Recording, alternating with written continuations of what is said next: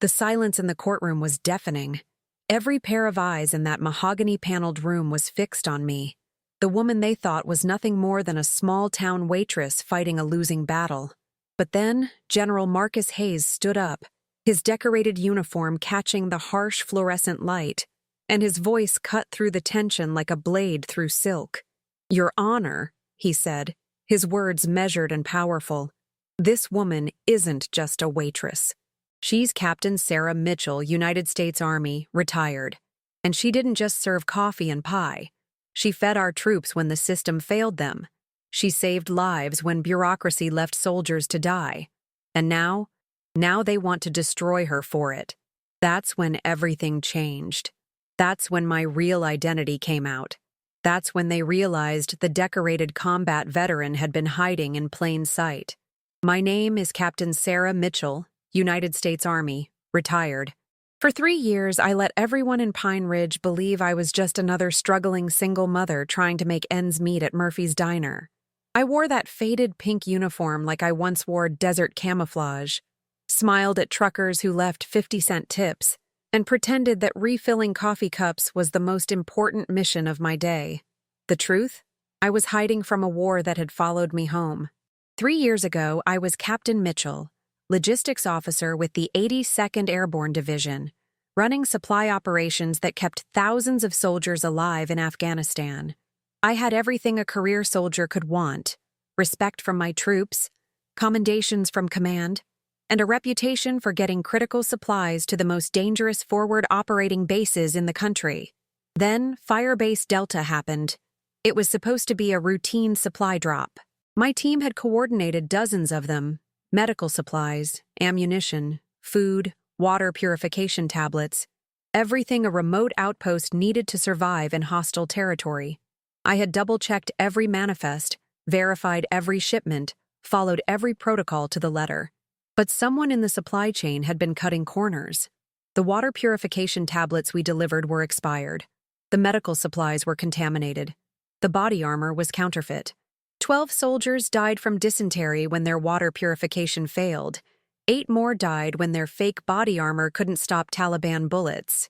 And Staff Sergeant Maria Santos, my best friend since basic training, died in my arms when the defective medical supplies couldn't stop her from bleeding out after an IED explosion. The investigation cleared me of wrongdoing. The corruption was traced back to defense contractors who had been selling substandard equipment to the military for months. But Maria was still dead. Those 20 soldiers were still dead. And I was still the logistics officer who had delivered the equipment that killed them. I couldn't carry a rifle anymore without shaking. I couldn't look at my uniform without seeing blood. I couldn't sleep without hearing Maria's voice asking me why I hadn't saved her.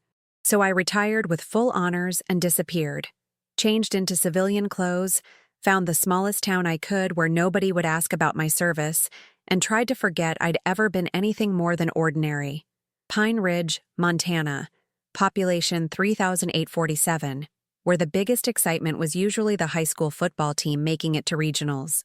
I rented a studio apartment above the flower shop, got a job at Murphy's Diner, and buried my dog tags in a shoebox at the back of my closet. But guilt has a way of following you, even when you hang up your uniform.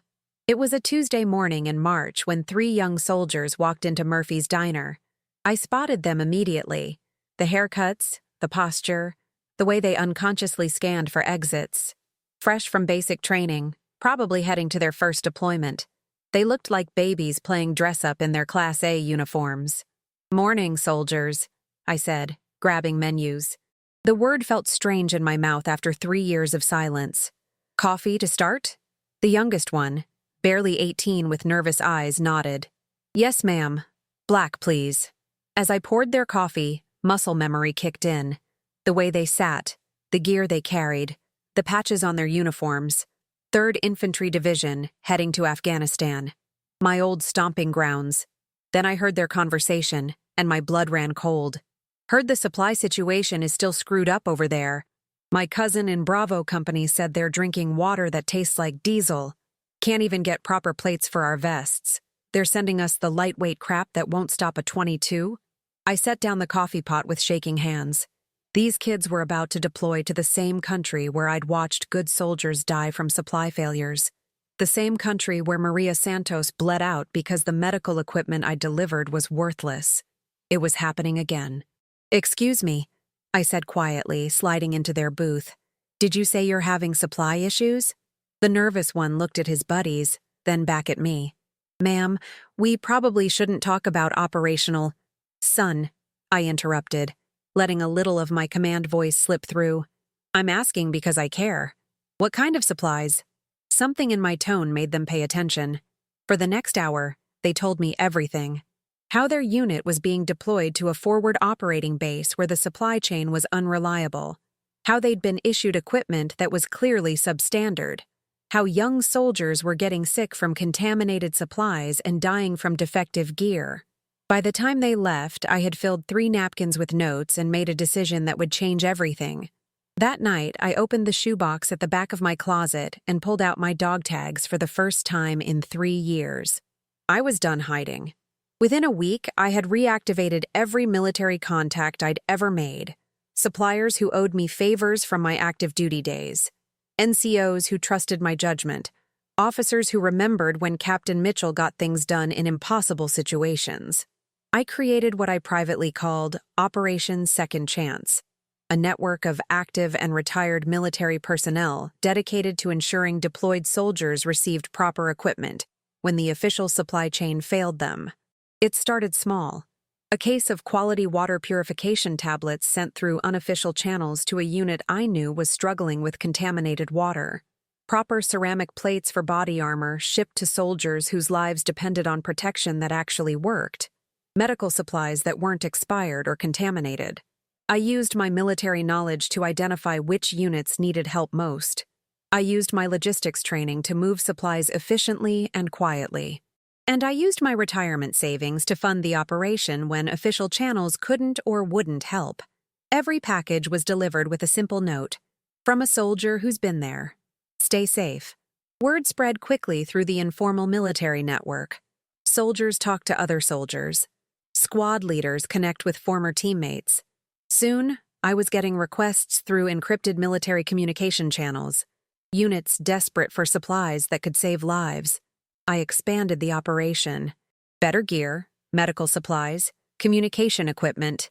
Every month, my contributions grew larger. Every month, more soldiers received equipment that might mean the difference between coming home and coming home in a box. At the diner, I kept serving coffee and taking orders, playing the role of the small-town waitress. But at night, I was coordinating supply drops that reached forward operating bases across 3 combat zones.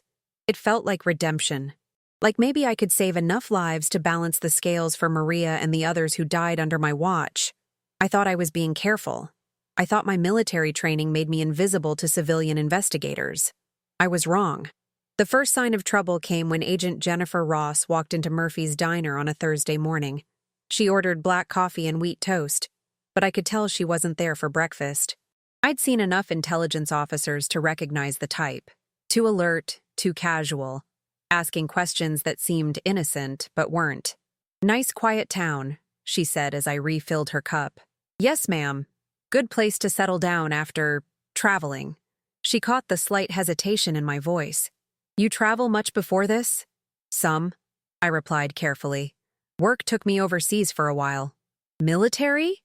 The question hung in the air like smoke from an IED explosion. I kept my expression neutral, but inside, every alarm bell was ringing. "What makes you ask that?" She smiled, but her eyes stayed cold. "Lucky guess. I work for the Department of Defense. We're investigating some irregularities in military supply distributions. Someone's been operating an unauthorized supply network, getting equipment to deployed units without proper oversight." My hand trembled slightly as I set down the coffee pot. Sounds like someone's trying to help soldiers. Maybe. Or maybe someone's compromising operational security and interfering with legitimate military operations. The thing is, whoever's running this network has extensive knowledge of military logistics, communication protocols, and deployment schedules, almost like they used to be in the service themselves. She left a $20 bill for a $7 breakfast and walked out. That night, I seriously considered going underground completely. changing my identity again, moving to another state, starting over with a new life. But staring at my dog tags in the dim light of my apartment, I realized something important. I hadn't run from Firebase Delta to hide. I'd run to heal. And now that I was strong enough to fight again, running would mean abandoning the soldiers who were counting on me. Instead of disappearing, I got smarter. I tightened operational security, diversified my network, and continued helping deployed soldiers while Agent Ross sniffed around Pine Ridge like a bloodhound on a fresh trail. For 6 months, we played a careful game of cat and mouse. She'd show up at the diner, ask probing questions, and leave. I'd serve her with a smile, give her nothing useful, and continue my operations after she was gone. I thought my military training gave me the edge. Then Private Danny Morrison was killed in action. Private Danny Morrison was 20 years old when his convoy was ambushed outside Kabul.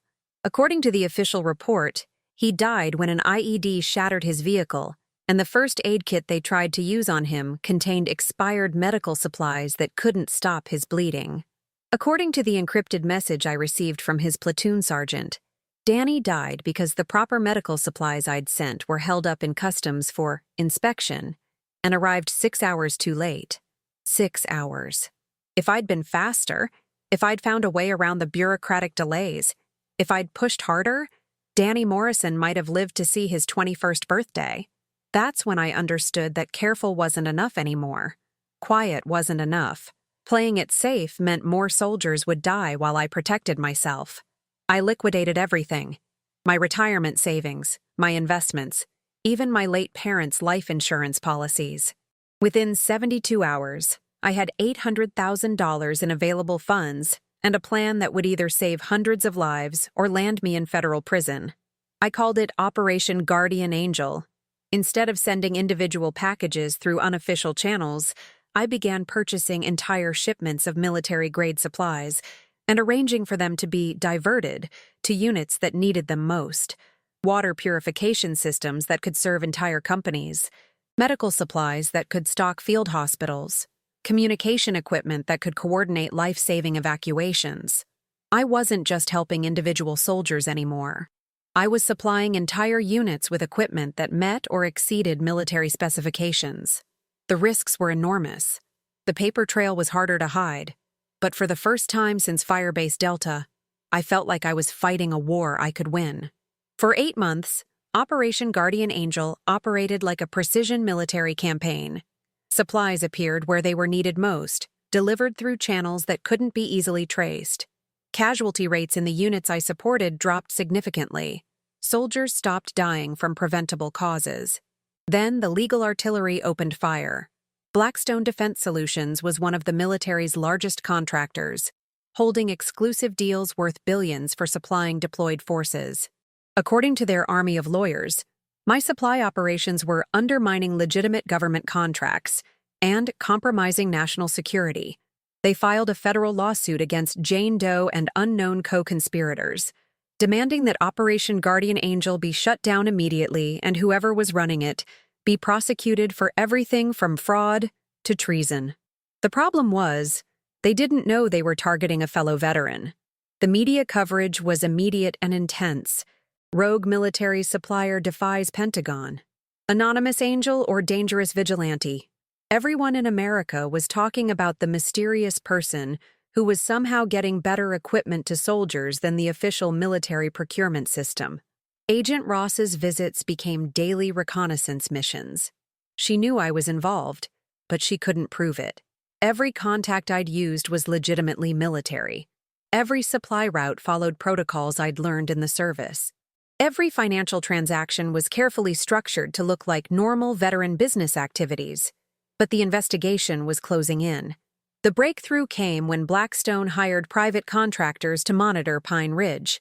They'd narrowed down the location based on communication intercepts, and they were systematically investigating every resident who might have the knowledge and resources to run a military supply operation. I found out because one of their investigators made a tactical error. He approached Mrs. Henderson at the flower shop, asking about her upstairs tenant.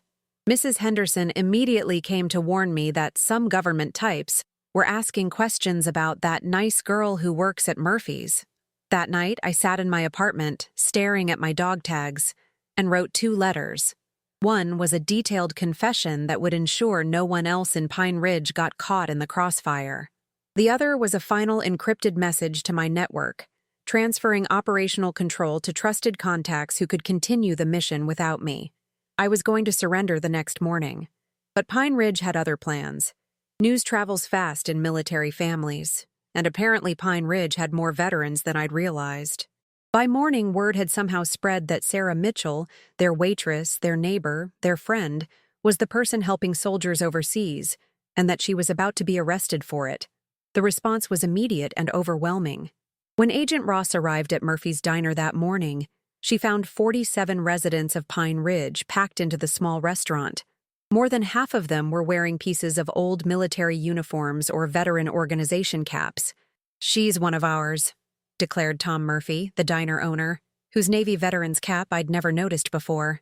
"Whatever Sarah did, she did it to bring our boys home safe." Mrs. Henderson stood up on a chair, wearing a Gold Star mother's pin. "My son died in Iraq because his equipment failed. If Sarah's been making sure that doesn't happen to other mothers' children, then God bless her for it."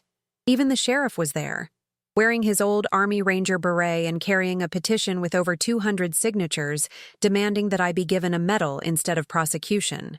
Agent Ross looked around the packed diner with an expression of complete bewilderment. Her investigation had clearly not prepared her for this level of community support. "Ma'am," she said to me across the crowd, "I still need to—" The front door opened and 3 soldiers in dress blues walked in. The entire diner fell silent. Every veteran in the room came to attention automatically, old habits dying hard. The soldiers weren't looking at the crowd. They were looking directly at me, and the man in the center wore general's stars. General Marcus Hayes was a legend in the logistics community. 35 years of service, 3 combat deployments, and a reputation for getting impossible missions accomplished. I'd never met him personally, but every logistics officer in the Army knew his name. He walked through the silent crowd until he was standing directly in front of me. "Captain Mitchell," he said quietly, using my rank for the first time in 3 years. Agent Ross stepped forward. "General, this is an active federal investigation." "Agent Ross," he interrupted without taking his eyes off me, "I'm fully aware of your investigation. I'm also aware that Captain Mitchell has been accomplishing missions that the Department of Defense has been failing to complete." He reached into his uniform jacket and pulled out a tablet, showing me a screen filled with operational data. Water purification systems that prevented a cholera outbreak at FOB Bravo. Medical supplies that saved 31 lives during a mass casualty event. Communication equipment that allowed a surrounded platoon to call for extraction before being overrun. Body armor that has stopped 67 bullets from killing American soldiers. He looked around the room, his command voice carrying to every person in the diner. "Captain Mitchell hasn't just been sending care packages. She's been running the most effective military supply operation I've seen in 4 decades of service. While Blackstone Defense was cutting corners and delivering substandard equipment, she was ensuring our soldiers had what they needed to complete their missions and come home alive." Agent Ross looked stunned. "But she has no current authority." "Authority?" General Hayes turned to face her, and I saw the steel that had made him a legend. "Agent Ross, I've spent the last year trying to figure out how soldiers in the field were getting better equipment than what their own military was providing. When we traced it back to Operation Guardian Angel, I expected to find a classified program or a special operations initiative." He turned back to me. "Instead, I found a retired captain with a guilty conscience and a soldier's heart, trying to save lives one supply drop at a time." The silence in the diner was absolute. "General," I said quietly, finding my voice, "I need you to understand something." "What's that, Captain?" 3 years ago, soldiers under my command died because the equipment I delivered failed them. I've been trying to save lives ever since, but I couldn't save them all. Private Morrison died because my supplies were delayed. Staff Sergeant Santos died in my arms at Firebase Delta. How many others died because I wasn't good enough, fast enough, better? General Hayes studied my face for a long moment. Then he did something that shocked everyone in the room. He came to attention and rendered a perfect military salute. "Captain Sarah Mitchell," he said formally. On behalf of the United States Army and the 241 soldiers whose lives have been directly saved by your supply operations, thank you for your continued service to this nation. That's when I finally broke down and cried. The federal courthouse in Billings looked like a military parade ground. Media trucks surrounded the building like armored vehicles. Protesters held signs supporting both sides. Inside, I sat at the defendant's table wearing my dress blue uniform, the same one I'd worn to Maria's funeral 3 years earlier. Blackstone Defense had assembled a legal team that looked like a battalion of corporate lawyers. Their case was straightforward. I had operated outside military authority, interfered with legitimate contracts, and potentially compromised national security through unauthorized operations. My lawyer was a military justice specialist named Colonel, retired, Janet Torres, who looked like she'd rather be back in Afghanistan than dealing with corporate litigation. The prosecution's opening statement painted me as a rogue operator who had undermined military discipline and endangered soldiers through unsanctioned operations. They called expert witnesses who testified about the importance of proper command authority and the dangers of freelance military operations. It wasn't going well. Then, on the third day of testimony, General Hayes requested permission to address the court as a witness. "Your Honor," he said, standing at attention in front of the judge's bench, "I have information directly relevant to these proceedings." The judge looked skeptical. "General, this is highly irregular." "Yes, sir. But these are irregular circumstances involving irregular courage." The judge nodded slowly. "You may proceed." General Hayes faced the packed courtroom, and his voice carried the authority of 4 decades in uniform. "Your Honor, last month Congress held classified hearings about equipment failures in our current operations. The failure rate for protective equipment provided by Blackstone Defense was 38%. More than 1 in 3 pieces of their gear failed to protect the soldiers depending on it." A murmur ran through the courtroom. Blackstone's lawyers looked like they'd taken incoming fire. During the same period, the general continued, equipment provided through Operation Guardian Angel, Captain Mitchell's supply network, had a failure rate of less than 1%. He paused, letting that statistic sink in. Captain Mitchell wasn't undermining military operations. She was saving them. While Blackstone Defense was delivering substandard equipment and billing taxpayers premium prices, Captain Mitchell was ensuring that American soldiers had gear that would actually protect them in combat. The prosecutor stood up. "Objection, Your Honor. This testimony..." "Overruled," the judge said firmly. "Continue, General." "Your Honor, I have with me sworn statements from 89 commanding officers whose units received supplies through Operation Guardian Angel. Every single one credits Captain Mitchell's operation with saving lives and improving mission effectiveness." He pulled a thick folder from his briefcase.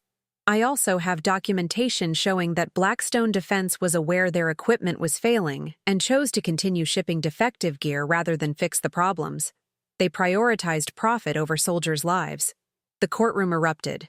Blackstone's lawyers were shouting objections. The prosecutor looked like he wanted to retreat under fire. Reporters were frantically taking notes. Through it all, General Hayes stood at attention, waiting for the chaos to subside. When order was restored, he spoke again. "Your Honor, Captain Mitchell saw soldiers dying from preventable causes and took action to save them. She used her own resources, her military expertise, and her soldiers' heart to accomplish a mission that the official system was failing to complete." He turned to look directly at me. "If ensuring that American soldiers come home alive is a crime, then this court is prosecuting the wrong person." The jury deliberated for 6 hours. When they returned, the foreman, a Marine veteran named James Rodriguez, stood to deliver the verdict. On the charge of interfering with military contracts, not guilty. On the charge of operating without proper authority, not guilty. On the charge of endangering national security, not guilty. With each not guilty, the tension in the courtroom gave way to celebration. Veterans were cheering, families were crying, and reporters were rushing to file their stories. But the jury foreman wasn't finished. "Your Honor," he said when the room quieted, "the jury has a unanimous recommendation." The judge nodded. "Proceed." We recommend that Captain Mitchell be commended for her exceptional service to the United States military, and that the Department of Defense investigate Blackstone Defense for potentially criminal negligence in their supply contracts. The applause was thunderous. When the judge spoke, his words carried the weight of justice. "Captain Mitchell, please stand." I stood, my legs shaking despite 3 years of military bearing. "Captain Mitchell, this court finds you not guilty on all charges. Furthermore, this court recommends that you be considered for the Distinguished Civilian Service Award for your extraordinary efforts to protect American military personnel." He paused, looking directly at me with something that might have been respect. "Captain, you demonstrated the highest ideals of military service: duty, honor, and selfless commitment to the welfare of soldiers. Your actions exemplify what it means to serve others before yourself." As I stood there in my dress blues crying in front of a packed federal courtroom, I realized something important. For 3 years, I'd been carrying the guilt of Firebase Delta, convinced that I was a failure as a soldier and a human being. But guilt isn't redemption. Running isn't healing. Redemption comes from getting back in the fight. Healing comes from using your skills and experience to prevent others from suffering the same losses. I wasn't just a waitress from Pine Ridge anymore. I was a soldier who had found her mission again. 6 months after the trial, I was back in uniform. Not the pink waitress uniform, my army dress blues. The media attention from the trial had led to something I never expected: an offer from the Secretary of Defense to return to active duty as a special advisor on military logistics and procurement reform. I accepted immediately. The Guardian Angel Foundation became an official Department of Defense initiative, with me as its director. We work with military families, veteran organizations, and ethical contractors to identify supply problems and fix them before soldiers pay the price. Our mission is simple: ensure that every American service member has the equipment they need to complete their mission and come home safe. I still visit Pine Ridge regularly. Murphy's Diner is where this whole journey began, and the people there will always be my family. They taught me that hiding from your past isn't the answer. Fighting for your future is. Agent Ross became a close friend and now works with our foundation, using her investigative skills to root out corruption in military contracts. She says working with us has restored her faith in what government service can accomplish. General Hayes serves as our senior military advisor. He says Operation Guardian Angel taught him more about leadership than 40 years in uniform, that sometimes the most important orders come from your conscience, not your commanding officer. Blackstone Defense settled out of court with the families of soldiers killed by their defective equipment. The settlement funded our foundation's operations for the next decade. Every morning when I put on my uniform, I check the secure communication channels for messages from deployed units. Requests for assistance, thank you notes from soldiers who received our support, updates from commanders whose troops we've helped. Each message reminds me that I found my true mission not despite Firebase Delta, but because of it. 3 years ago, I thought my military career was over. I thought the guilt and shame would destroy everything I'd worked for. Instead, I learned that redemption isn't about forgetting your failures. It's about using them to serve others better, to ensure that the sacrifices of fallen comrades weren't in vain. They used to think I was just a waitress. Now they know I'm a soldier who never stopped fighting for her fellow warriors. And that makes all the difference in the war for what's right.